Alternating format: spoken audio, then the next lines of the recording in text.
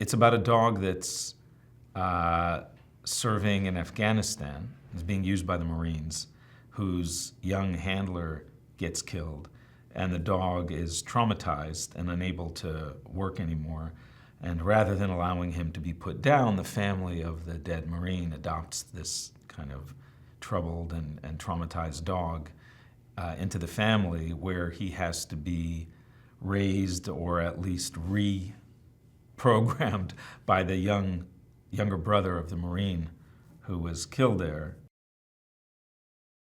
Justin has a contentious relationship with his dad and the expectations that he feels are being placed on him to sort of live up to a certain macho American ideal that his brother has succumbed to and that his dad is a proponent of. And he's trying to figure out his own way as a young person in that whole mentality. I know that there's this kind of idea that if you write something that you're too tied into it to have a perspective on directing it.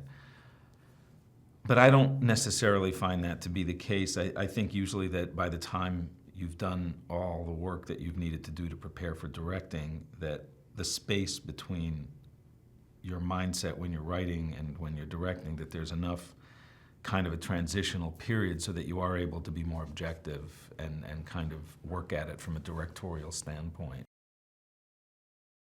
The reason the military likes Malinois, the Malinois so much, is that they're completely task-driven, or they call it toy-driven, meaning they want to accomplish something and they will do anything to accomplish that. They're less about pleasing a specific person.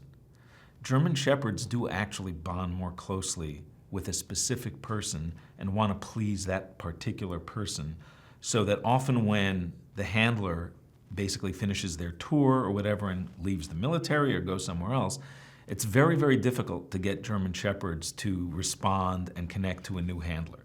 Sometimes they never do. Whereas a Malinois, like, the handler leaves and the other guy comes with the ball, they're like, all right, I'm good, let's go. We researched the PTSD in dogs, PTSD in soldiers, but honestly, as a person who connects to animals, you know that animals can have PTSD. Like, the fact that people need to do studies on this is almost absurd to me, and of course animals have feelings, and of course animals have PTSD if they suffer traumatic experiences. I think to make a genuine family movie, what you're doing is you're making a movie that appeals to kids, but that completely respects and engages an adult audience at the same time.